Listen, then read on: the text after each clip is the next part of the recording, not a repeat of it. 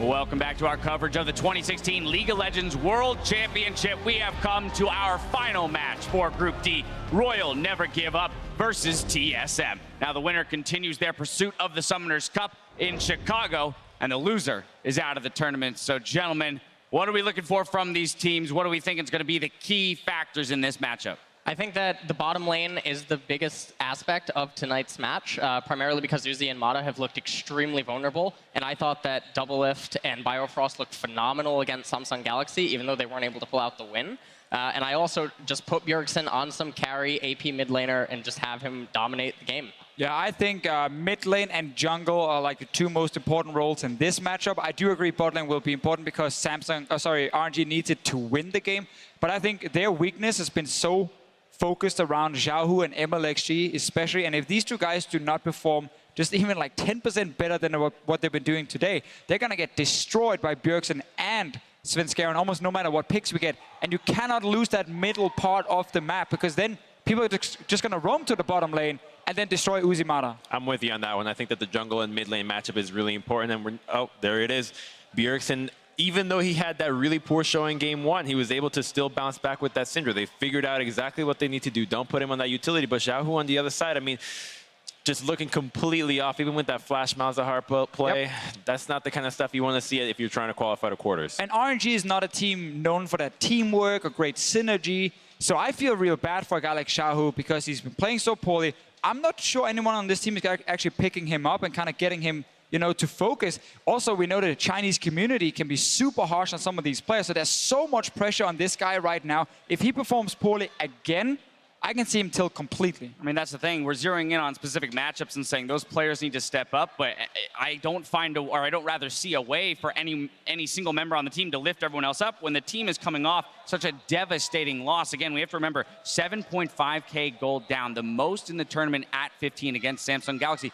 They're coming off the loss, whereas TSM, they did get to turn things around against Splice. It is kind of what you expect out of RNG, though. They'll have the same kind of game like that when they stomped Splice, but then on the reverse side, they will get stomped themselves. And it's so inconsistent that if TSM just slows it down and can figure themselves out like they did the previous game, they should be able to do, which RNG did so in the first game against TSM in week one. But unfortunately, they completely strayed away from that style. I have since then not have a clue of how to play a map. Yeah, I think that tilt might actually be a pretty real factor here, and I'm not so sure how confident RNG is going to be coming into this final match and how much pressure is going to get to them because they have a lot to live up to.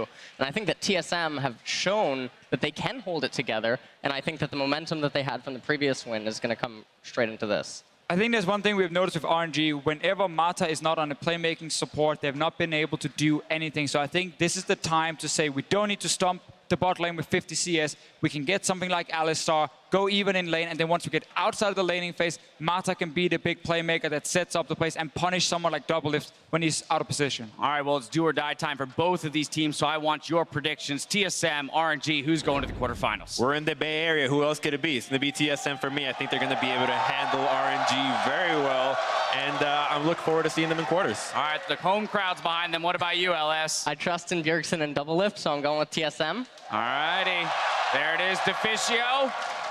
I think Bjergsen and Svenskeren are way better than Xiaohu and mlxg right now, so I also go with TSM.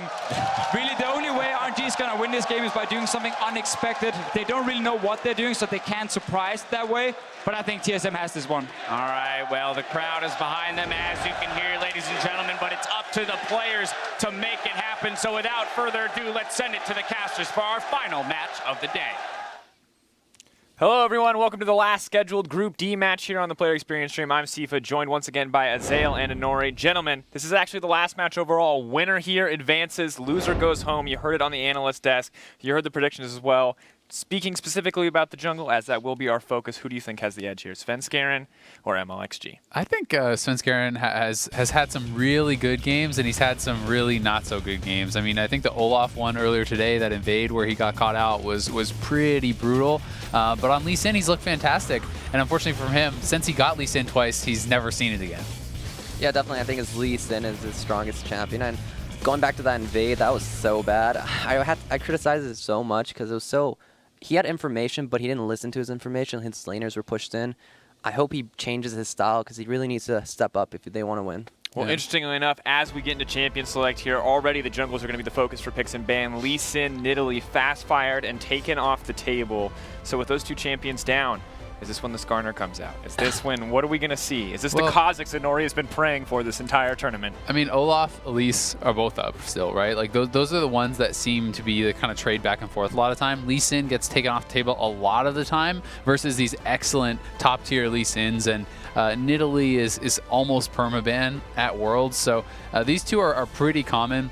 mlxg himself has not been having a very good tournament. This is a guy who has definitely heavily been underperforming along with Xiaohu, I'd have to say, and we'll have to see if he can step up here today, because I do think that a lot of the tournament has been about jungle and jungle mid synergy, which is kind of what TSM is all about. And interestingly enough, a little bit of attention paid to the bot lane. Jhin, Caitlyn banned away, but focusing back in on the jungle and Nori. I think Lee Sin, okay, for the Skarner pick, it's used as like a counter to Lee Sin. So when Lee Sin's off the table, you can't blind Skarner, because if they go Olaf, it's pretty scary for Skarner. I think right now you look for the Rek'Sai and Svenskeren. TSM's a team that controls the map. They control the pace of the game, and Rek'Sai is probably the best champion to do that. He gives you tremor sense. He gives you good vision. You just control the map so much easier with Rek'Sai. Yeah, I agree, definitely. And I do think that Skarner can work against some comps, like comp-specific. Like if people are playing things like, Rumble, Nidalee, whatever, like all squishies where like ulting anyone is good, I think that it can work. And we did see, I believe it was Yankos played it one game against a team where he kind of called it out in the interview. He's like, well, there's actually not a bad target to ult against this team, so I was happy to play it. And I think in situations like that, it can work. But I would be surprised to see it here from Sven, especially early. I think there's almost no chance, and not going to be first round at least. And as we see both first rotation, no one has put priority on the jungle. The RNG are now thinking about it. Let's talk a little bit about other lanes. Aurelion Sol has been a power pick in some hands and has been, honestly, a little useless in the hands of some others. So I'm curious what your guys' thoughts are on kind of utilizing this Aurelion Sol on the RNG, and similarly, the Jace present on the other side for TSM. I feel like any time you have an Aurelion Sol in the game, it changes how your team has to play the game, because it has such extreme roam potential, because it can shove you in. And I know Bjergsen does not like to play it at all. It's not one of his champions, although this guy does have a massive champion pool. And he is going to have experience playing against it, because he obviously scrims a lot against people like who does play it a lot. And as far as the Jace goes, I'm a little bit surprised to see Haunter on it. He hasn't played it yet this tournament, and he's been more of a guy that has been playing more successful in the supportive roles, I think, more utility roles and stuff. For me, rather than hard carry, at least this tournament, we haven't seen any performances where he's really taken over. Oh yeah, I think the Rek'Sai pick's great here, like we were saying, like good map control, good for TSM.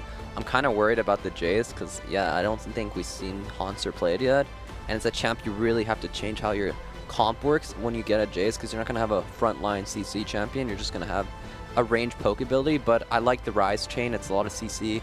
Ryze is himself a tanky, like kind of frontliner, so they're drafting a really good comp here, and I criticized them before for their comp, and I think it's looking really good now, even for a jungler's perspective.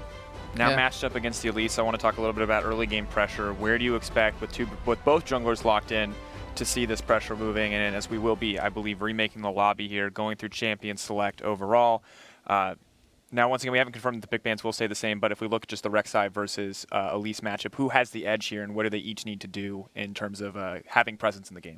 I think to me, we still need to see what the rest of the picks are as far as like where you can go, because obviously a lot of it depends on what your lanes are, like what's most gankable if the other team is going to draft something that's pretty susceptible to getting ganked. But I do think it's worth calling out just Ryze as far as like such a good lane to gank, obviously. The empowered W route lasts so long, and it's so easy to follow that up with the Rek'Sai on Burrow. So I definitely think that's something that they can look to play around, and I don't know if we're just continuing now or if it's... It would appear that, yeah, we had continued. It was a keyboard issue briefly, but it looks like quickly fixed and no longer needing to remake Champ Select. So, looks like the bottom line will be the Lucian, blanking. Lucian Braum combo versus the Ezreal Nami. Now, the Des talked about giving Mata a playmaking support. Does Nami fill that role? No, not really, but this lane matchup is like disgustingly good, and I think that Ezreal Nami should really be able to punish against the Braum Lucian. The one thing is, Nami is super susceptible to being ganked, especially if you're in that pushing position, at least in my opinion. I don't know if that's a lane that you would want to go to, but I think that Braum having the Ignite in combination with Lucian, who can proc his passive pretty easily, and then a Rek'Sai, if Nami is going to be pushing in and trying to bully your bot lane, that may be somewhere he wants to go. Yeah, I definitely agree. I think if I'm the Rek'Sai, I'll definitely look at the bot lane. Ezreal is the target you're not going to gank, but Nami is the you know, like I like sushi. I like going for those fish. So it's a lane I like to gank a lot, especially if she's immobile. And you have the Braum who can set you up so easily. I don't know, when I have a Braum for ball lane, I always prefer to gank that lane because he has such good setup. If you Q flash on them and get their flash right away as Rek'Sai, I just follow up with a flash knockup, and that's all I need to do. Instant CC chain, very difficult to deal with. But if you guys have any question about the jungle for Azael or Nori, remember to send us your questions on Twitter using the hashtag AskTheCasters, and we'll answer a few of those during the match. Now we gear up. We talk about Rek'Sai wanting to pay attention to the bottom side of the map, getting that chain CC, getting off those relatively easy to execute ganks. So now is mlxg forced to play around the bottom side as well? What is his path option? I mean, I think he definitely has a number of options. Obviously, if you can set up counter ganks, that's fantastic. But I do think that with combinations like Poppy and the Elise, I think that Jace is someone that you can kind of pick on, because Jace as well has to be a champion that is kind of trying to push in and harass under turret and use that range advantage early on. So I think that there's options there. I also think that Elise is just fantastic at ganking mid lane. So I think he has a lot of options here, as Elise is just really good at kind of going around the map. Yeah, I think top lane is a counter matchup. Poppy actually does really well into Jace. I like that matchup a lot. That's what my Jace one-trick player on my team says. So I take his word for it. I say that's a good lane for Poppy. Elise is really good for setups. Yeah, mid lane is also a good lane, but problem with Ryze is once he procs Storm Raider, he just runs. Yeah, he's very fast. He just Hussein bolts it, and he's out of there, and I just get frustrated. And then they have a Jace too, and does he have Storm Raider? Do we know? No, I think we will see the selection here in a second. If it's the Storm Raiders, if it's the Thunderlords. We know that your top laner, the one-trick Jace, loves him some Storm Raider Surge, loves to get in there, start those fights with it, end those fights with it. It's so good. Like it's defensive, it's offensive, it helps you. He needs to get in range a lot of times, and getting the proc off lets you get into range for more autos and just kite a lot better. Yeah. Word from the back is that Jace does have Fervor as well. Okay, so that if he's going to be playing Fervor, then he really needs to be playing it aggressively. You need to be trading aggressively with the Poppy and kind of stacking up that Fervor. It works well in conjunction with your W. I definitely think it's kind of a much less common mastery than Storm Raiders is, or even sometimes you see just like Thunderlords and things like that for quick trades. But if you're going to go this route, I definitely think it can work, but you need to be having a lane advantage against Looper. If you're not using your autos, if you're not aggressively pushing, you can't get that advantage, and it does make you susceptible. Yeah, I agree. I think Fervor is a lot riskier because you're focusing a lot on lane, and it doesn't scale really that much for a Jace but he's all bursts. He jumps in, he does his combo, and kind of kites out. I like it a lot if you can get a lot of autos off, but if he gets ganked a lot and he gets put behind, I think there's like no way for him to get out of that. Yeah, and it's also, you know, to your point about the Poppy Jace matchup, I think it is pretty Jace favored early, but I think once Poppy hits that certain point with the Doran shield, some armor, etc., then she stops caring about your damage. And that's something both junglers will have to take in consideration, but already you can see bot lane is being shoved in very heavily, and this is, not only is Nami susceptible when she's in this position, but if you don't do anything about it, your bot lane is just going to get smacked by the harass, and you can see already Doublelift has taken quite a bit of damage, so it's going to be one of those situations where it's a tough decision. You have to read your opponent really well. You have to make good judgments on where the other jungler could go. And one mlxg appears to be the one who have made the good judgment. The Wolf Spirit will spot him out, so good foresight from Sven to expect kind of an invade here. I think this is really weird. Your mid laner just backed and you're trying to solo contest this. It's kind of interesting. I think it's foolish, but he is stopping and he's delaying, and Aurelion Sol is coming from base to try to secure this, I think. Mata now moving up as well. Cocoon's going to land, Bubble next to follow up. Sven not going to tank it, does throw down some damage. mlxg setting up the goal to make a path out. I think they took too much free damage there, and they might have to sacrifice this. Pearson now back in the mid lane. This is a very chaotic on the bottom side of the map, but mlxg does successfully force Sven out of his own jungle there. That actually ends up being really good, and I wonder if they're going to give the blue buff over to Mata. I have seen this very rarely. I've actually seen this a couple times. Okay, so they're not going to do it, but really? I've seen this a few times, yeah, where with Nami and Karma, where if the jungler does the invade, the AP support comes up to help assist, and they give that over, so Nami can essentially just spam her spells nonstop for free, and you can actually get a pretty disgusting advantage, even more so in the bot lane. It's certainly more traditional to give it over to the Elise, though. Well, I see the benefits, but like, I think a few times on my team, Gade asked me to give me the blue, but I just take it every time. I think all junglers are the same. I tell myself, I'm like, what are you going to do? I can see how that would happen because my support asks every time, but I never give it to him. That seems silly. And I think he thinks the same way. Like, increase your duration on your blue buff so you can stay in the jungle a lot longer. I see both sides to it. I think balling is already winning so much that the blue wouldn't necessarily be that important for them. And Doublelift probably pretty happy that that blue buff is not in the hands of Mata at this particular point in time, but we'll see where the next one goes. Sven doing his best to clear out the jungle. Now, I want to look back at the start of this game briefly. Actually, wait, we'll hold on to that thought because we are seeing an early gank pass setup here, kind of rinsing and repeating on the bottom side. They're getting pushed off again, and this is so brutal for the bot lane of TSM. I mean, they have to respect the roam from Xiaohu, right? So Xiaohu, they know he's missing. mlxg is down here, and they're just bleeding CS. Look at the CS right now, 38 to 22 in the bot lane because of the implied pressure of the Aurelion Soul missing and that Elise being missing as well. So, I mean, Svenskeren's getting something done here, but it doesn't feel like it's enough for how much they're losing on the bot side where they're just devastatingly behind. Yeah, I think this is not how you should do it. I think bot lane's bleeding like so much. It's really hard to come back for like the ball lane if they're down like 20 CS. It's not something you want. I think you really need to gank the Nami, at least apply pressure. I know if you're getting shoved in, like they're going to be pushing really hard aggressively. You have an opportunity as Rek'Sai to go behind them and possibly like flank them, but I think he's scared of the Aurelion Soul having pressure mid. He doesn't want to go bot because he knows Aurelion Soul will shove him in, and it's just a problem with mid lane having pressure and them not having the pressure mid. It certainly is, but one thing going obviously for TSM, similar kind of leads in the top lane.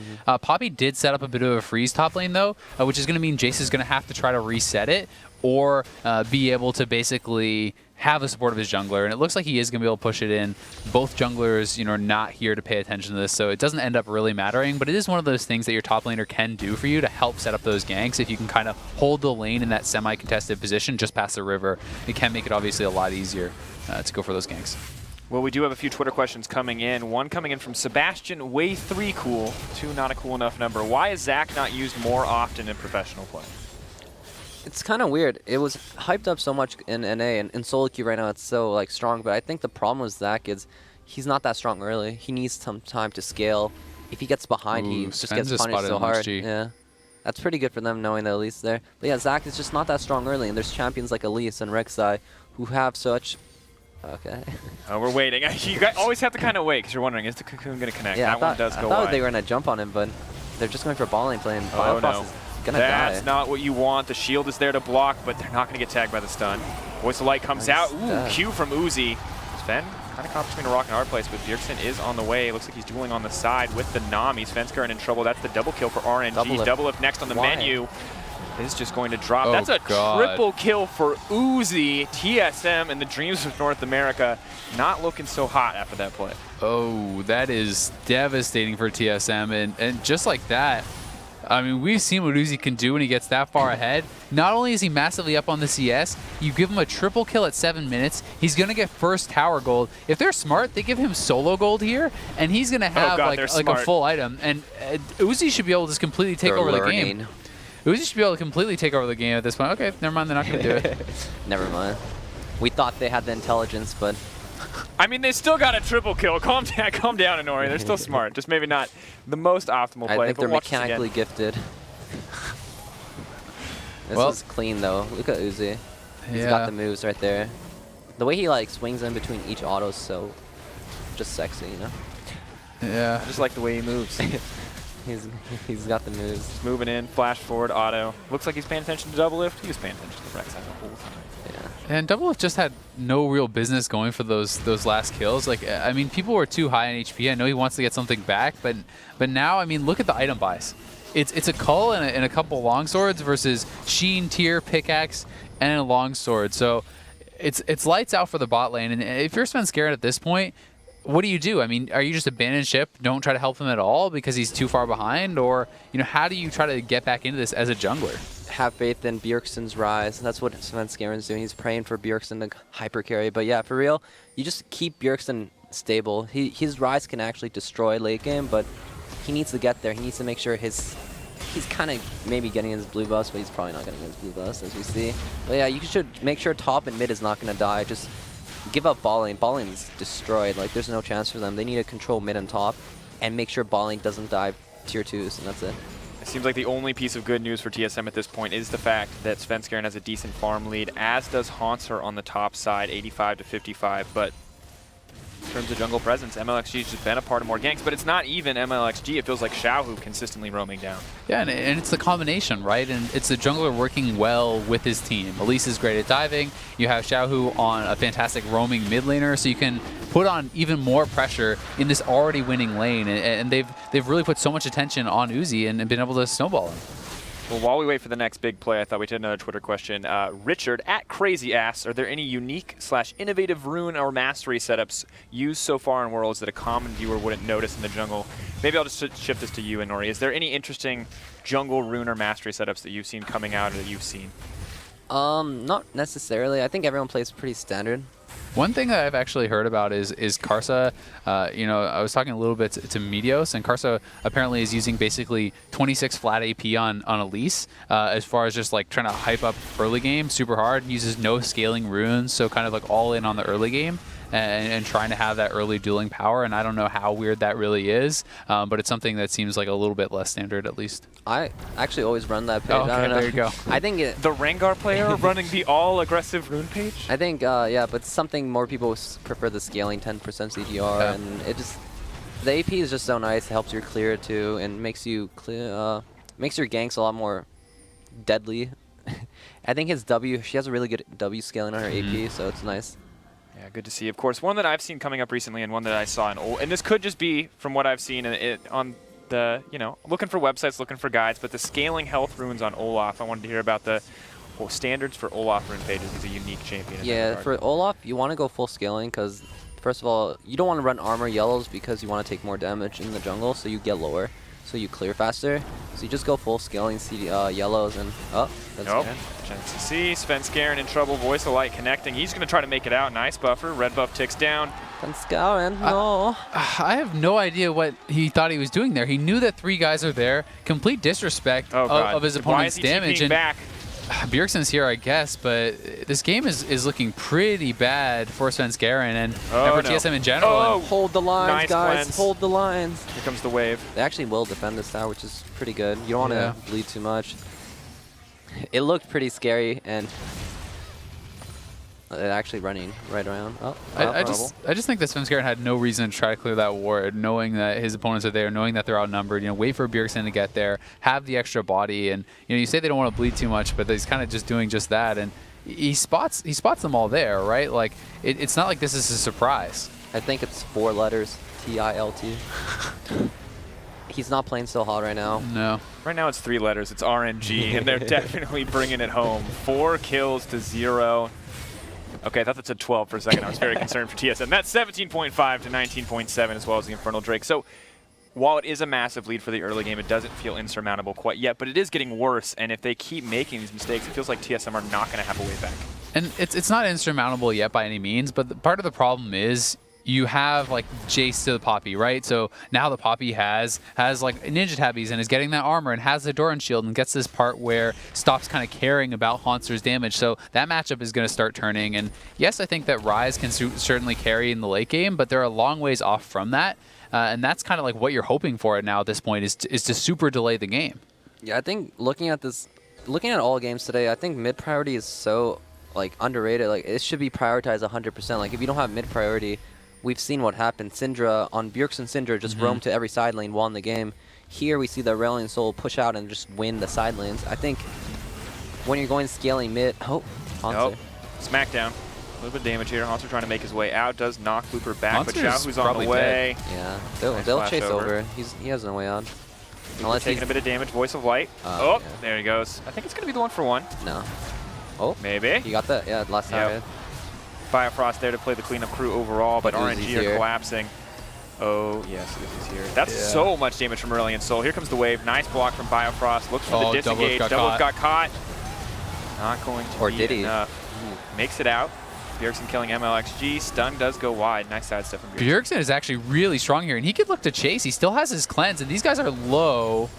They will get out, but that was actually close to being a really good turn from Bjergsen. And to your point, he's the one who has to carry. Doublelift is hilariously behind. He was down 2 levels, now down just a level and a half or so, but still really far down. And we'll see this fight one more time. And Haunster just looking for some chip, not respecting the Poppy. And we talked about at this point in the game, Haunster doesn't even really win that 1v1 anymore. And Looper just makes him pay.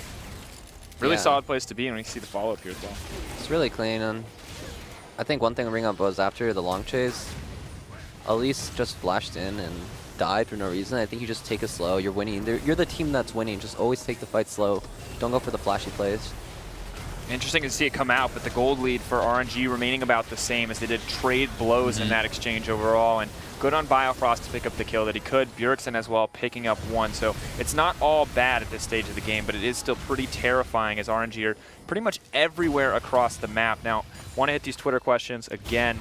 So James Clark, I'm not going to pronounce your Twitter handle because it's just way too hard. How is Sven staying up on CS despite all of these jungle invades?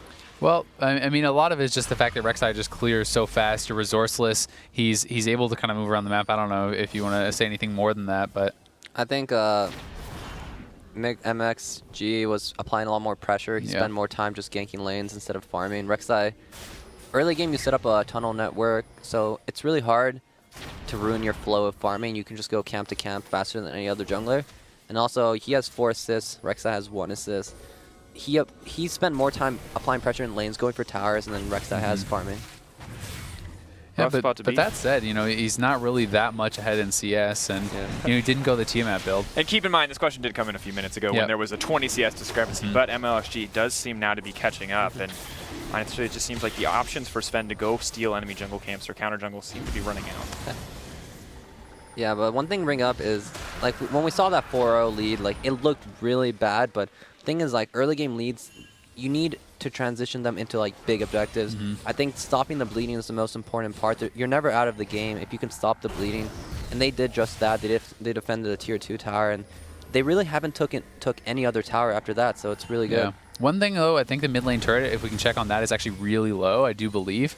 So mid lane turret is about to be dead. Top lane turret, I think, has taken a significant amount of damage. So while TSM has done a good job holding on, RNG has gotten 2 really important dragons, and looks like they caught Haunster one more time. Rinse and repeat, no flash this time around. The wave, the Galaxy, but nothing's going to connect. However, he has to step back, and that means he's going to get knocked down as Looper picks up that kill. I think this is not so bad. Double up can get top tower. I don't know if there's a wave bond. There is, but a little bit far out there. Or no, the first wave going to connect. Honestly, the second one to back them up. Trading is never bad when you're behind, so just always keep that in mind. I think, yeah, double's going to get top, so bot for top is, they're not even going to get bot. Actually, they're just going to try to defend top. Yeah, so he will be able to, and you know, once again, mlxg applying that pressure, getting another, you know, assist in there, and being able to catch them. And so for Svenskeren, you talked about how the fact that he basically has to just defend his solo lanes and try to keep them ahead. And now that it's feeling like Haunster is becoming less and less relevant, you know, where do you go? Do you still prioritize trying to defend him, or are you now just kind of backing off of that and even more so trying to keep Bjergsen ahead? I think the second balling tower dies, it just ends lane phase, and the jungle role becomes so more like group up and just kind of make plays for your team. At this point, you just want to keep your farm up, and you're just fighting for vision at this point. You want to control whatever your side you're protecting, just ward that side because you're on the defense, and just make sure you see the enemy team before they flank you. And while mlxg is clearing out some of this vision, there is so much in the favor of TSM. You can see the river lit up with pink wards, so Sven and the rest of TSM clearly aware of what they need to be doing next. Now, hitting in on another question from Trito Rocco, and some characters I can't read. At LOL Swizzle says, Inori, would there be anyone you would have picked instead of Rek'Sai if you were Sven this game, or is Rek'Sai the optimal pick? Oh, Rek'Sai is the best. Like, seeing his... I think I know this guy too. Yeah, nice. LCS photographer. Yep. But yeah, I think Rek'Sai is probably the best champion if your team knows how to play with it. I think the early game was really unfortunate. He made some bad decisions. Lately, his early game decision making has been poorly. Like, I just want to criticize Svenskeren on that. But once you get late game, once you get mid game, you can control the map so well with Rek'Sai. And if you're the better team, Rek'Sai is the best champion to have in your hands. Bjergsen making his way back into the mid lane with the ultimate from Ryze there. And we'll have to see. We're not in the mid game quite yet, approaching the 20-minute mark. Baron spawn right around the corner. No one paying any attention to Rift Herald.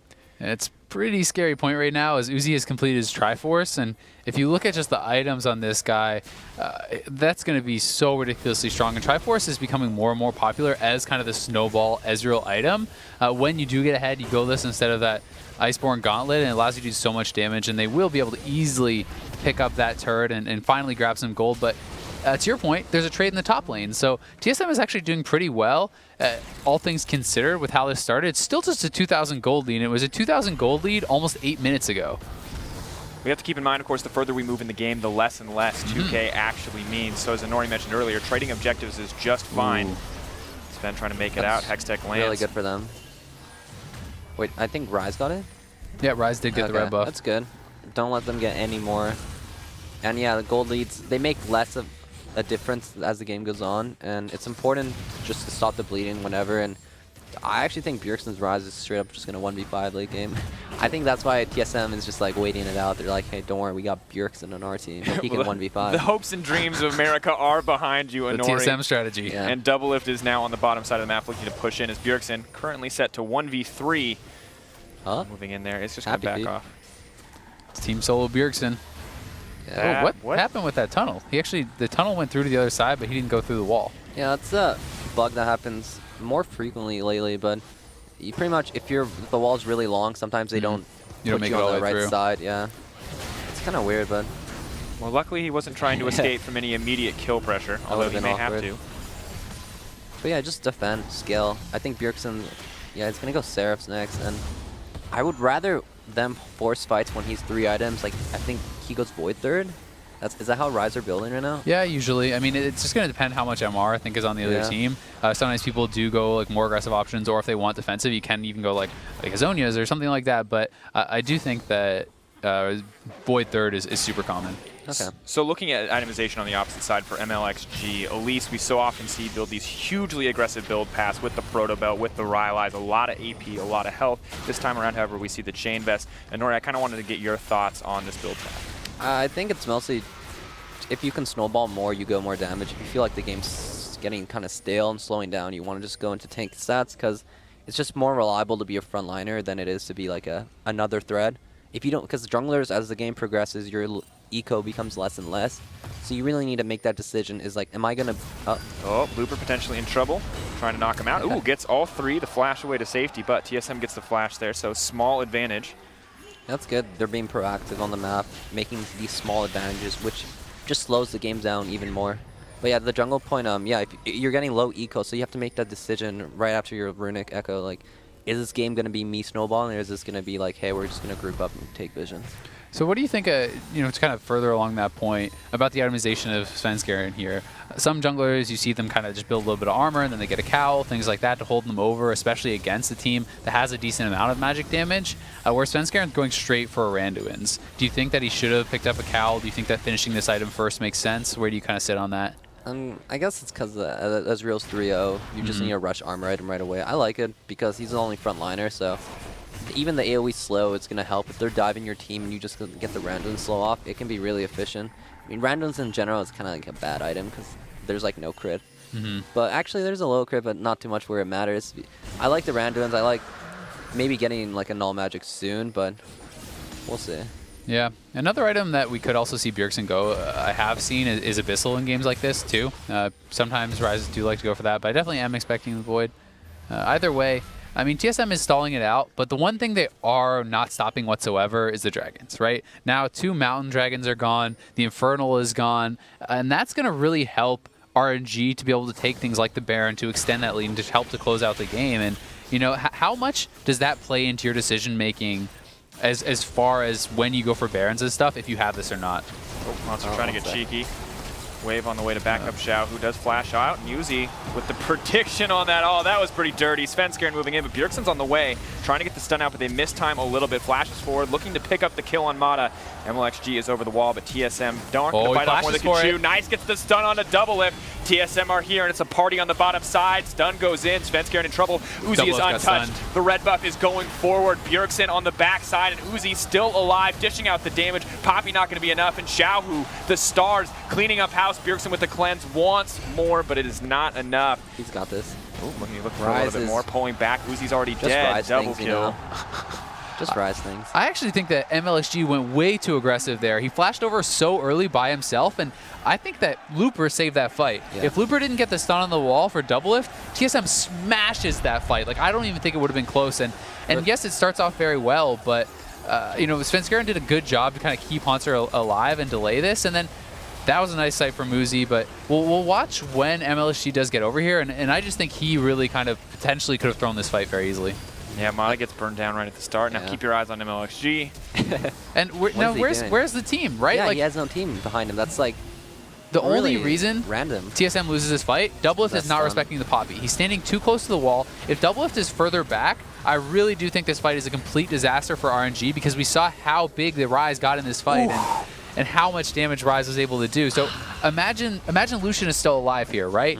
Everyone on RNG dies, so definitely a misplay there from Doublelift, not respecting the Poppy, and good job by Looper to capitalize on that. But I think that mlxg, that was pretty poorly done. Yeah, no, I think it was really questionable on both sides. I think for Svenskeren, you don't make a play unless Bjergsen's there right now. Yeah. He's your muscle. He's your actual gold. Like, wait for him and just make plays around him. And I think for, the other side, why flash? You have no team behind you. You're building there's tank. no damage. What is the dead man's proc going to kill him? I don't think so. It's just very questionable play by the Elise. I mean, good interrupt from Svenskeren, but also just Bjergsen, as you mentioned, may not be the 1v5 quite yet, but just dishing out so much damage in these team fights. I mean, he's getting there, man. He's 4-0. He is actually going for the Abyssal here, which I think makes a lot of sense against the AP kind of heavy composition. But RNG is looking for a fight, and ooh, nice dodge there from Sven. We'll see if he can avoid the Cocoon. Step forward, Cocoon not going to connect. Little tunnel network in here coming. Letting Sven maneuver around the mid lane, but this is just RNG consistently looking for a fight, but TSM, kind of tempering their aggression, only looking for the opportune moment. And, 12, 13 minutes later, it's a 1.5k goal lead, right? So RNG now is really controlling vision around the Baron. Thankfully for Sven, Rek'Sai, one of the best junglers at kind of checking these bushes, at being able to safely kind of check it. You don't really have to face check, and we'll see how well they can keep this up. I think this wave coming in. Bjergsen goes into the good pinch. At all. They should back out. Don't even go near him. He's going to one-shot whoever tries to face tank his combo. Oh, the teleport to Rigu. I think it was a big mistake, RNG, waiting for TSM to come. They had a chance to rush Baron. If I have 2 Earth Dragons, I'm always saying, like, 5 seconds, we can do this. Let's go. It seems like they're really nervous to do it, but they are going now, and Haunter has his TP available. We'll see if he comes in. Have to see exactly where he's going to go. Health bar ticking down. Like 1K, 2K. RNG should be set to take this. The Poppycopter's up. Sven is simply too late. Flashed over the wall. Aggressive move. Sven gets knocked down, and Baron for RNG. Oh, and TSM needs to get out of there now. Doublelift gets tagged. He's going to be slowed. Oh, tries to get the disengage. In they go. Doublelift stunned up. Bjergsen, no options left. Cannot save the 80 carry there. Haunter gets one. Yeah, he's already gotten one turret. He's going to go for the second. Probably will be able to get it. But the thing is, RNG's not going to stop pushing. Very likely. They could just keep going.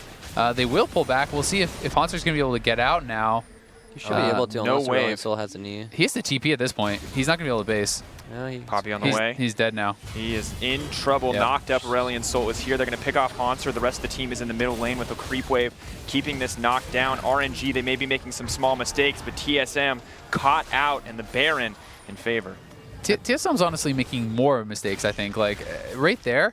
So Haunter actually had time to recall after he killed the turret, but he decided to clear the full wave. So he cleans up the next full wave and then gives his life for that. And then even after you clear that full wave, you still have the ability to get out if you TP, but he doesn't do any of that. And he's 0-4-1, like on the Jace. He's going to be pretty weak. And we've got the Lord Dominix coming in alongside the Black Cleaver. Seems like it just feels questionable overall from Haunter. Yeah, I think the biggest part is they didn't respect the Baron. Like, they have 2 Earth Dragons, and you gave them that much time where you're not actually threatening to check. They just sat around mid lane pushing it in, but I think you need to respect it a lot more and realize they can do it in 5 to 7 seconds, so you have to push up and actually just force the fight if you don't have the vision control. Yeah, flurry of pings on the top side as well, so it seems like mlxg and the rest of RNG are ready to set up on the top side. They see Bjergsen bot, so they're going to go super aggressive here, and Bjergsen does not have TP. TSM definitely needs to be careful here. I think he's just going to run up, but yeah, it's okay. It's undefendable, the first tier, and even this tier that you just want to delay it. Ultimately, a Baron will probably get them this tower, but you just want to focus on the one behind it. Colin comes out, not too effective against the Baron creeps. Decent damage. Bjergsen. Yeah, it's gone. Now moving in. Tower set to fall. Haunter is going to have to take a weird path back here.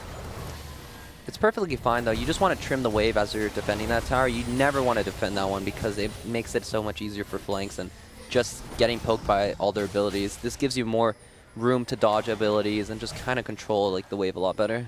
Part of the problem is, though, with Uzi, he's done a really smart build. Picking up Bloodthirster first means he can play even more aggressively, and he can keep lifestealing. So he can aggressively go for the turret, and it looks like TSM's not even going to defend this one, and giving up the inhibitor may not really be okay. And double Mountain Drake just makes it so fast. This is the last chance for TSM. Bjergsen They on want the to start side. by Xiaohu. Takes a decent amount of damage. Mata heals him up. Looper pulling back. Disengage ready. Keep your eyes on that inhibitor. Health bar ticking low. It does drop. Hextech item used by Xiaohu. Doublelift goes forward. Seems like TSM maybe a little eager to just trade here. As weird as this sounds, I think this is okay. You really don't want to throw the game away just defending an inhibitor. One inhib down, there isn't really any more objectives to take. Like Dragon, it's okay. Like just let them have the inhib and just focus on scaling. Because Rise really just needs this Void, or if he gets this one item, he can 1v5 the fight. And at the point where it gets to 35 minutes, one team fight can just be push mid and end the game. So they're looking to just scale and sacrifice as much as they can without losing the game. I do agree, but at the same point, to play devil's advocate, the gold lead extended a lot there, right? You know, they're now down 6K instead of the 1,000 or so they were down before Baron. And, you know, at what point is it not okay to give up anymore? And if Bjergsen and Sven get caught here, it's definitely not okay. Oh, just barely misses the wall stun. Wave goes over the wall. Maybe call that one a predict, but Svenskeren is going to make out the safety. However, they just hand deliver the third Mountain Drake. And I mean, earlier we talked about the Drakes being important. Now they have a 6K gold lead, 3 Mountain Drakes and an Infernal. It's only 30 minutes into the game. I think it's okay, to be honest. Everything's okay. When is it not okay, Nori? Lizla Nexus is still fine. They already have 2 Earth Dragons. They don't, what is a third? Like, if they had 3 Fire, then I'd be like /FF, because our win condition is to win the next team fight so we can take the tempo back. But if they keep getting these Earths, it's like, they already do kill towers fast, they already kill Baron fast, and Baron's lining up, so it's not really a threat right now. I guess it is a bit of a concern, I think, as far as just how fast they can rush it, right? Like, you can almost instantly kill the Baron or the Elder at this point when you're really strong, and it does spawn with triple Mountain, so that's my concern, is it becomes very hard for them to actually kind of defend those and be able to check those in time. You have to constantly face check, which can kind of make you do more dangerous things, and Xiaohu threatening on the side here. Bjergsen's actually chunked out a little bit. It looks like TSM have to give up another one. Uzi, the fearless frontliner here for the team, but no opportunity for TSM to respond. I think now is the time you really have to fight. You don't want to give up 2 inhibs, because then it becomes undefendable. I think it's too late. It's already gone. I think they're getting home guards and they're going to fight for the inhib, but the tower is already dead. Too much damage going on in these towers. Uzi going in. Biofrost potentially in trouble. He's just going to get knocked out of the fight. Will look to ult and disengage. Doublelift gets pinned by the CC. Hanser's on the side. Bjergsen's on the back. He wants to get it. Uzi moving forward. Can he get the 1v1? mlxg in trouble. Suddenly TSM are in control, and they're cutting through RNG. They saved the inhibitor, and they're going to cut down the Poppy to close out the fight. It's okay, man. It's just Earth Dragons. It's not Red Dragons. As long as it's not Red Dragons, I honestly think TSM will win this. Definitely just an insane pace coming in here. I like to go there. Crazy. Like, okay, 1 inhib is perfectly fine. Like, I'm saying fine so much, but it honestly is. But that second inhib, you really need to just push it and go. And lucky for them, they engage on a support. And look at this ult. This is actually really smart. So Bjergsen set up the ult for Sven to get in. He gets a 4-man knock up there because of that Rise ult. Bjergsen flanks around behind. Just beautiful team fighting here from Bjergsen and setting up his jungler to get that CC, keeping himself safe. He gets behind. He completely decimates them. And that was just beautiful from Bjergsen. And Svenskeren. I was terrified. I think we were all terrified that TSM's hopes and dreams were gone, that NA's hopes and dreams were gone, at least here in Group D. But they are holding on. RNG were so dominant earlier, and they're still very much in control of the game, but they do not get that second inhibitor, and they are not able to pull that fight. I thought they were fine, to be honest. Everything's fine. Okay, I keep looking at Bjergsen. I'm like, I actually think Rise is the most broken champion in the game right now. And I think Bjergsen's one of the best players in the world. And when pressure is on, I think this is where he shines the most. He knows he's always the one who carries TSM on his back. And when your hopes at Worlds qualifying for quarters is there, I think Bjergsen will shine the most.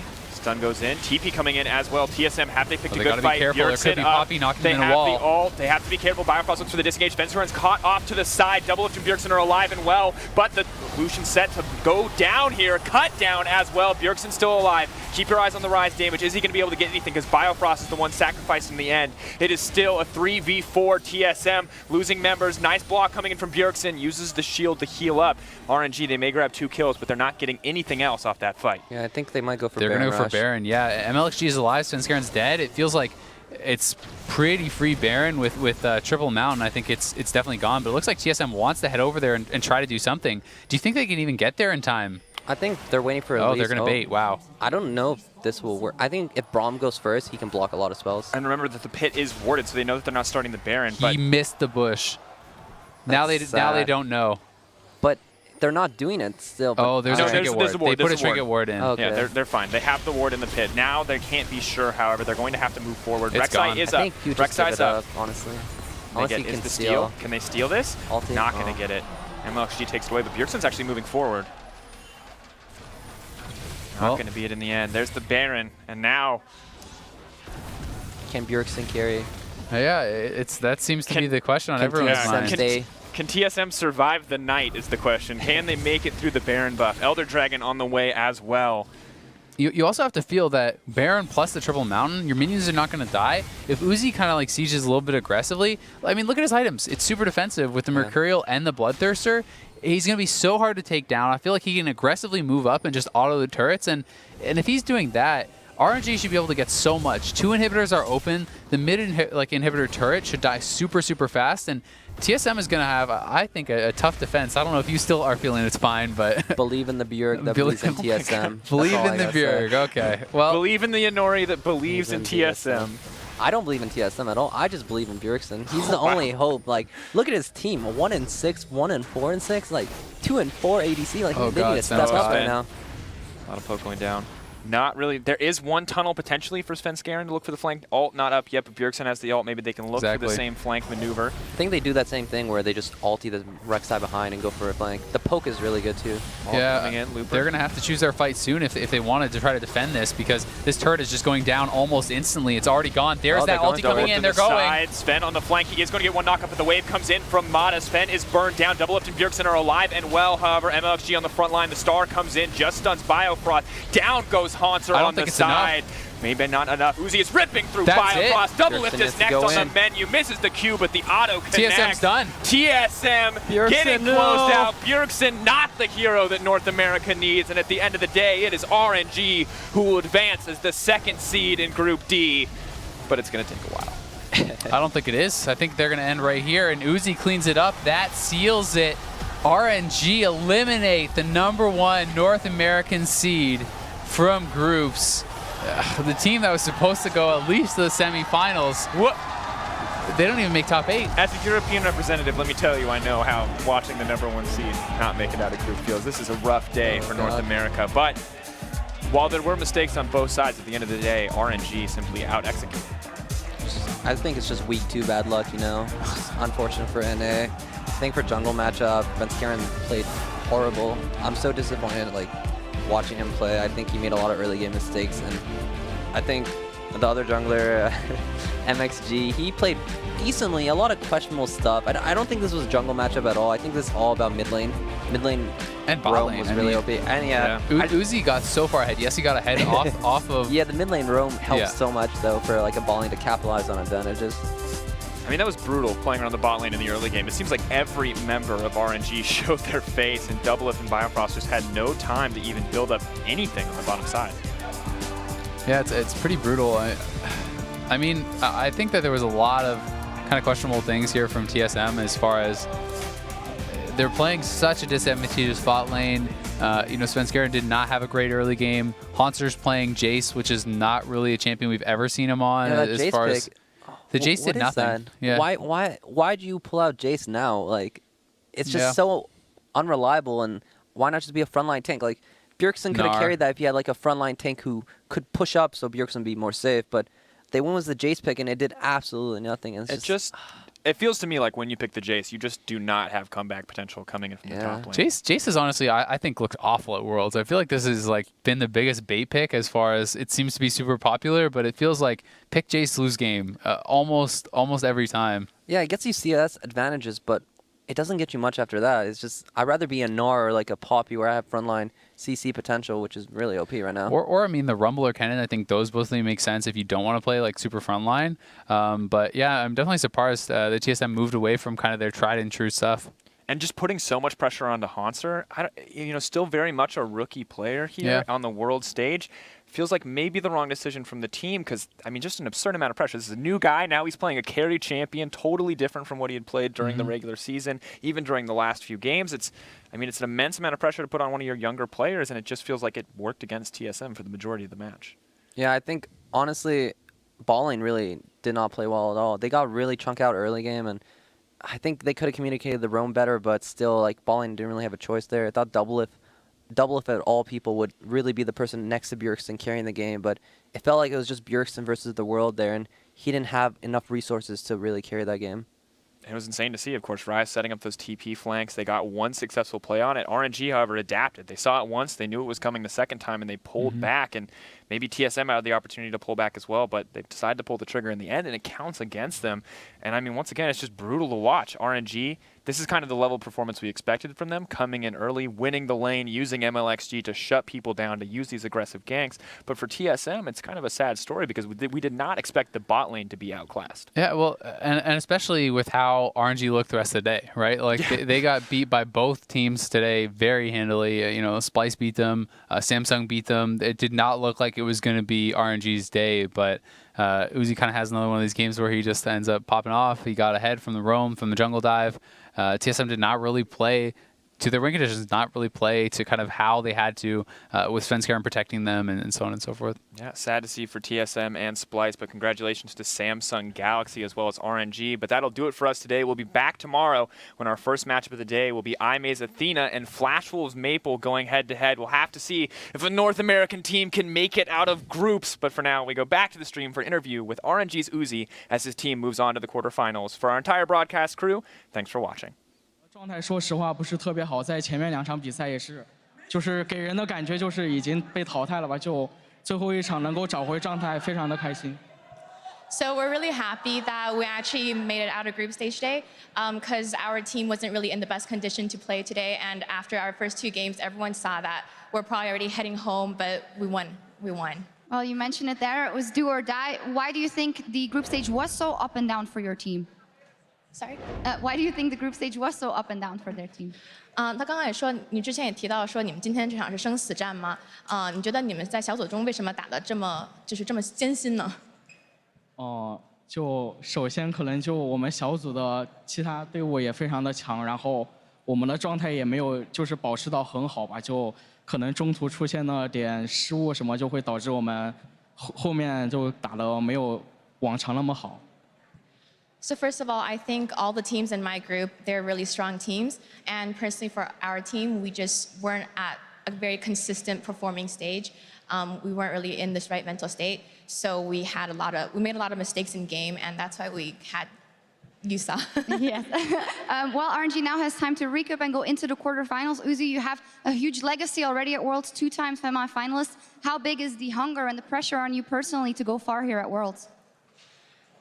你本身你亲自已经来过了，就是世界总决赛2场，反正都打到了总决赛嘛。然后今年对你来说的话，你想要走多远呢？非常能够就是继续进总决赛。因为如果就是再进总决赛的话，就是连续3次，也就是非常好的一个就是成绩吧，就非常的开心会。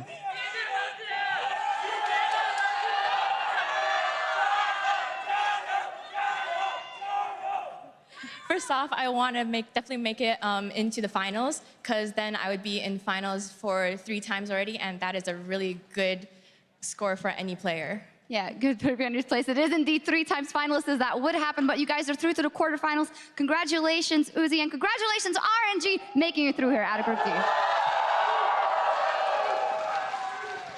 Thank you, Shox. A smile on Uzi's face, and much deserved as they make it through here in this last game to grab that 2nd seed for the group.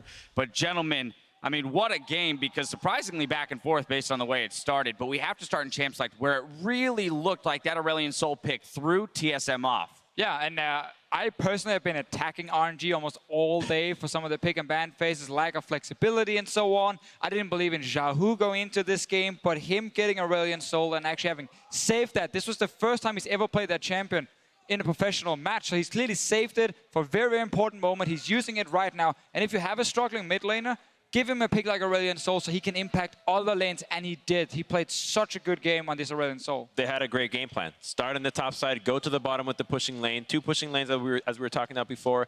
Control the blue buff and just put all the pressure to the bottom lane. Eventually, TSM just could not handle the pressure. They stuck around a little too long. They refused to give up the bottom lane. And from that point on, RNG just played a pretty clean game to finish the game off. Yeah, one of the things about the pick and ban phase that was so surprising for me was that Bjergsen was not on a pushing mid laner. And this tournament alone, every time Bjergsen hasn't been able to shove in the lane and roam and assist his team's always gotten pulverized in the early stages. And one of the weird things for me is, even though we saw Rise into Aurelion Sol earlier on, I think Twisted Fate is one of the missing picks at this Worlds against Aurelion, because not only can he shove to match Aurelion, he can also match his roams pretty strong. Yeah, and I was going to say, we saw that lack of ability to follow in the very first replay, which only comes 7 minutes into the game. Triple kill for Uzi in the bot lane, but based on the fact that Xiaohu was able to continually push that mid lane. And this is basically everything they were building towards with the pick and ban phase, going Nami as well to that. Pushing bot lane, here he roams down, and it's such a good play. First kill comes in, and then here, Svenskeren doesn't see the cocoon over the wall, so he doesn't flash it, and that means he has to flash after, and he's now too low to really do anything. And even the last auto attack gets double lift, so really well played by RNG. And a few key moments there for TSM where each player probably will look back at that one replay and be like, if I just risked it, if I saw the cocoon, I would have flashed it. That one auto attack as well on double lift. Super close, but honestly super well played. Yeah, after that moment, you just got to pour one out for TSM. After that moment, just RNG moved across the map, 4-man unit everywhere, and there's nothing you could do with that composition like what they had. It's very difficult to find a team fight that you can actually win, and they were able to pull one off, but it's not enough. But here's the thing, we still had a game, LS, and now I want to kind of identify how it was that TSM was able to keep themselves in it here. And of course, it all started with Bjergsen on that Rise. Yeah, I mean, the TSM's team fighting was really immaculate, and I think that RNG really got overzealous with a lot of their team fights, especially in the bottom lane later on. In Hauntzer's Jace, even though it wasn't really going off, he did have a pretty big CS advantage, and so that was something that they could have relied on moving into the mid and late game. And honestly, RNG did look a little bit shaky. Had they not RNG'd 3 Mountain Drakes and got the Baron, I don't know if this game turns out the way that it did. I think TSM could have pulled it out through team fights. I think it is important to highlight Haunzer like you just did, because while he had like 0-3 or 1-3 score in the end, he got so many towers in the side lanes, and that is still one of the big problems for RNG, is they go for this poppy pick so often. They just surrender top lane completely, and while, yes, you're winning on the bottom side, if the enemy top lane is 50 CS up, is already taking a tower, that's a lot of extra gold you give to someone who is behind in the bottom lane. So it is a problem for RNG, definitely, but because they played so well around Uzi, and with, of course, Xiaohu roaming, they actually got a big enough advantage from that.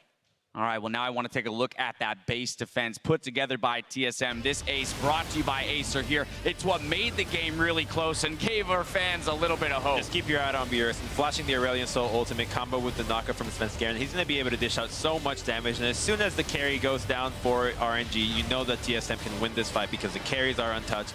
And this is the fight that you were really hoping that TSM could do something out of it. They were able to push down mid lane, get 2 turrets, and really shrink that gold lead. It is not often you have 5 members standing right next to each other, and you just have all your carries positioned just around them. Even Hans on Jace was down the bottom of your screen, shooting them from one side, Bjergsen from another one, double it from a third angle. That was just perfect, you know, just hammer everything in that little corner. It worked for that one fight. Sadly, they were too far behind. That's the thing. You only get that fight once a game at most, usually, where everything's positioned perfectly. But now I want to push us ahead to the game winner, because ultimately RNG was able to hold on to their victory. The Mountain Drakes doing a huge job in helping them secure those Barons so they could make pushes like this. Yeah, this was the final endgame siege, and they went for a little bit of mistiming there, trying to get Rek'Sai into the back to knock up, but without Rek'Sai going down so early or him getting removed from the fight, you don't really have a way to peel against RNG's team comp, and they just bulldoze through, and at this point, the gold leads too much. They have too many items over TSM. Yeah, and also, I think RNG's composition just is better in these late-game team fights. The fact that TSM managed to win some was, you know, credit to them, but also maybe some criticism towards RNG in the late game, wanting a little bit too much in these fights. Because the way this fight was started was kind of the only way to engage for TSM. Normally their composition is built around having like Rise in one lane, Jace in another one, and they push up and like flank in. They could never do that because they were so far behind. And now, Crumbs, we had some discussion here on the desk about who to give player of the game to, and we're like, well, is it Xiaohu for showing up with this pick? Or after seeing the damage graphs there, Uzi, over 42k damage for his team. That's insane. That's who it's going to go to this time around. And, I mean, it all was set off by that early triple kill. And absolutely, while Xiaohu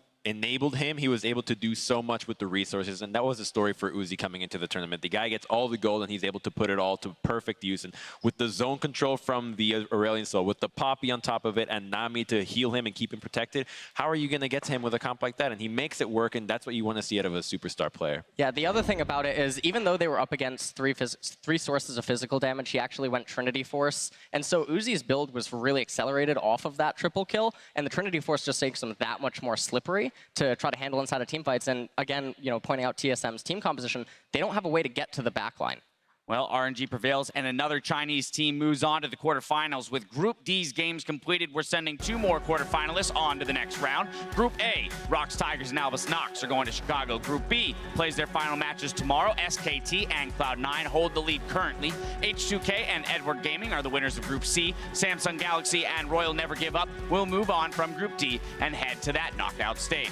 Now, our final group battles it out for the remaining quarterfinal slots tomorrow. Tune in at 1 p.m. Pacific time as IMA takes on Flash Wolves. Now, the 4 teams in Group B will each play their 3 remaining games tomorrow. Any ties that remain at the end of the day will be played immediately out in tiebreakers. And right after the last Nexus falls, we'll have our quarterfinal draw live on stage. So clear your calendar because you won't want to miss that. All right, gentlemen, looking forward to tomorrow's matches. Key matchups that you're looking at, teams that you're looking to make a surge and maybe make a statement game. I think Cloud9 against Flash Wolves is really what it's going to come down to. SKT looks like a clear favorite in this group, even though they did drop that game into the Flash Wolves. They did say they felt like they got lucky by taking that win off the game or out of SKT, and just whoever can really get that head-to-head in that matchup will likely see a similar result to what we just saw today. Yeah, I completely agree with Crumbs. I think it all comes down to Flash Wolves versus Cloud9. I feel like SK Telecom is the clear favorite to get first out of this group, and it's really just going to come down to that battle in mid lane, Jensen versus Maple.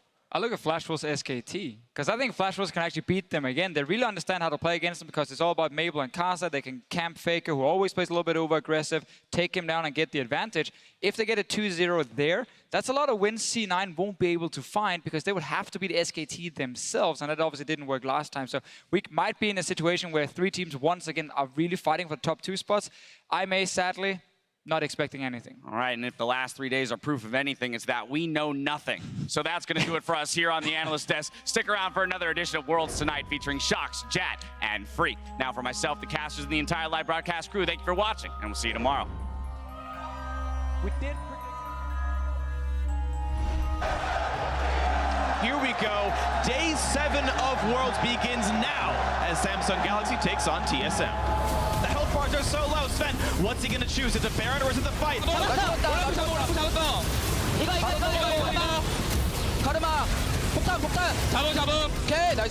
some time. The undertow lands, and he falls. And Wonder gets away. They get the suppression. He's going to burn down. A slow to Uzi. A root. That's going to be a dead Caitlyn. A double kill for Kami. And down the mid lane they go. Wonder looking for the play into Pierce, but now a chase over Hanser. But he's going to try to pick up the mid lane. Can't even do it. The damage is too high. I'm recalling. No flash. Let's fight this. Okay. Release. 44 still. Release flash. Res to me. That duel gonna go. Dodges 1 Q. Looks to dodge the next. One more shot will kill him. The flash. Okay. All right, guys. If any of you get solo killed in your lane, please remember to do the TSM icon when you're dead. Yeah, well, you're dead. Okay, I want to do it every time I die.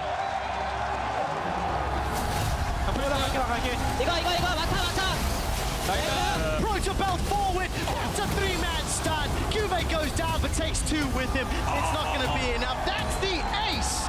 And Samsung Galaxy top Group D at Worlds 2016. We have come to our final match for Group D. Royal Never Give Up versus TSM. Now the winner continues their pursuit of the Summoners Cup in Chicago, and the loser is out of the tournament. Biofrost puts up the unbreakable, sidesteps the stun. Voice of Light doesn't kill him because Uzi does. First blood secured for Royal. Never give up. Svenskeren follows. Launchly not going to go down yet. That's a double kill for Uzi. Double F's in trouble. Triple kill. Team Solo mid done! Royal advance to Chicago!